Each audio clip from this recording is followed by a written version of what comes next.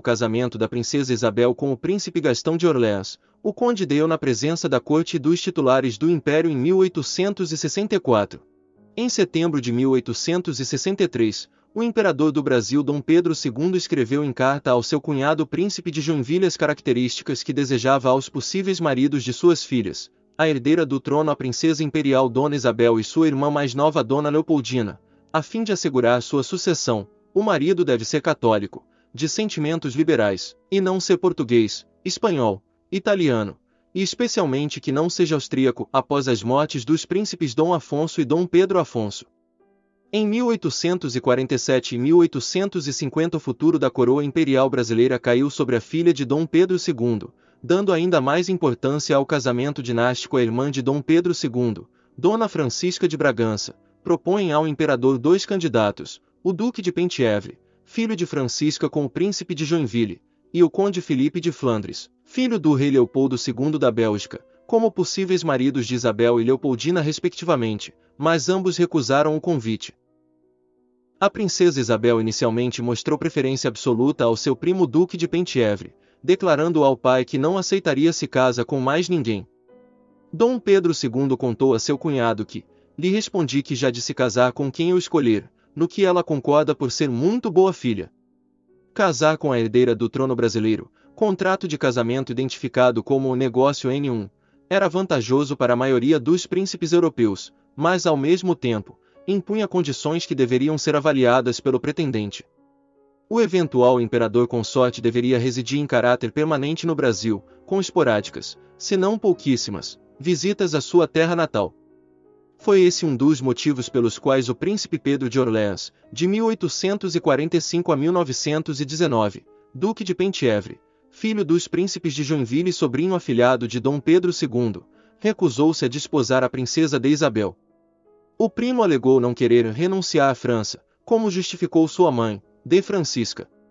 Os Joinville logo acharam duas alternativas, o conde dos Orléans e o duque de Saxe, dos Saxe-Coburgo, que não recusaram as propostas do soberano do Brasil.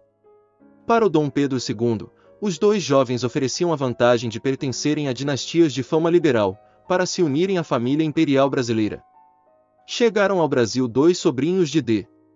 Fernando II e dos Joinville, Gaston de Orléans, de 1842 a 1922, conde o título que recebeu do avô, Luís Felipe I, ao nascer, e Luís Augusto de Saxe-Coburgo-Gotha, de 1845 a 1907, Duque de Saxe. Bastava decidir quem se casaria com quem. Uma tendência inicial sugeria a escolha do Duque de Saxe para a princesa imperial do Brasil, em grande parte pela experiência dos Saxe-Coburgo em ocupar a posição de reis e príncipes consortes, a exemplo do próprio padrinho de Isabel, rei de Fernando II de Portugal, e do príncipe Alberto, marido da rainha Vitória da Grã-Bretanha. Com a chegada dos noivos ao Brasil, no entanto, a escolha recaiu sobre o conde Na época a princesa imperial tinha 18 anos de idade, e seu marido 22 anos. O casamento teve lugar na Capela Imperial celebrado pelo bispo primaz do Brasil, Dom Manuel Joaquim da Silveira, no Rio de Janeiro, a 15 de outubro de 1864. No mesmo dia os noivos partiram para a lua de mel em Petrópolis, e em 10 de janeiro de 1865 seguiram para a Europa, onde a princesa conheceu os sogros. Após seu casamento com Gastão de Orléans, conde neto do último rei da França, Luís Felipe I, em 1864, ocorreu uma junção matrimonial entre a Casa de Bragança e a de Orléans, originando o nome Orléans e Bragança, que foi passado, exclusivamente, aos descendentes do casal. Também, por a mesma ter sido a última herdeira do trono imperial brasileiro, os seus descendentes, os Orléans e Bragança, seriam os herdeiros da extinta coroa imperial do Brasil. Em documento de sua autoria, a princesa de Isabel a Redentora, filha mais velha de Dom Pedro II, diz o seguinte: a 2 de dezembro de 1864, chegavam ao Rio o conde e o duque de Saxe. Meu pai desejava essa viagem, tendo em mira nossos casamentos. Pensava-se no conde para minha irmã e no duque de Saxe para mim. Deus e nossos corações decidiram diferentemente, e a 15 de outubro de 1864 tinha eu a felicidade de desposar o conde Convencido, o imperador, de que o francês agradara a Isabel, deu-lhe também a preferência. Com isto, floriu um breve romance na frieza dos contratos diplomáticos.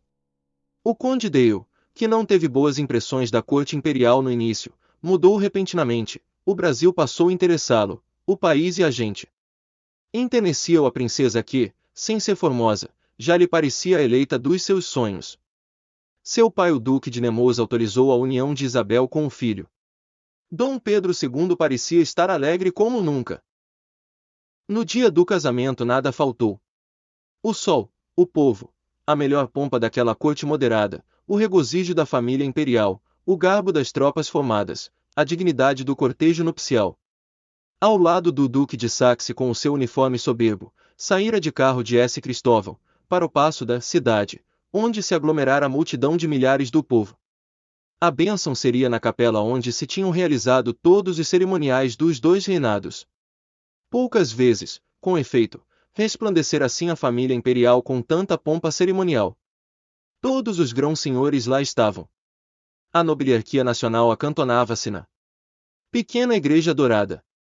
D. Manuel Joaquim da Silva, arcebispo primaz do Brasil, capelão da imperatriz Dona Teresa Cristina em Nápoles, realizou a cerimônia. O imperador e Teresa Cristina ficaram no estrado junto à epístola onde se apresentou o prelado. O conde Dale, ao sinal de que a solenidade começava, desceu os degraus do trono com a mão dada à princesa no seu tufado e rico vestido branco. Adiantaram-se o mestre-sala, a condessa de Barral com a capa verde e ouro sobre o braço, as damas de serviço. Depois da cerimônia religiosa, os noivos fizeram a reverência de estilo diante do trono e o mordomo-mor exibiu as insígnias, de todas as ordens do império, que o imperador entregou ao genro, abraçando-o em seguida. O ministro do império leu então o contrato. A artilharia, postada no Lago do Paço, e logo os navios e as fortalezas, trovejaram a salva da pragmática, a cujos ecos se juntou a música do Te Deum. À saída do templo, as manifestações populares deram a Isabel e Gasto a certeza de que a sua ventura comovera, nas ruas, a pobre gente. Dom Pedro II chegou à janela do paço com a fisionomia iluminada, contente. Ao estrangeiro, tudo aquilo parecia fantástico. Menos de 2 meses depois de ter chegado ao Brasil, o capitão de artilharia em Espanha era príncipe consorte e marechal do exército, patente que achou entre os seus presentes de casamento. Fonte: Revivendo o Brasil Império, coletânea Princesa Isabel. A Redentora. Pedro Calmon.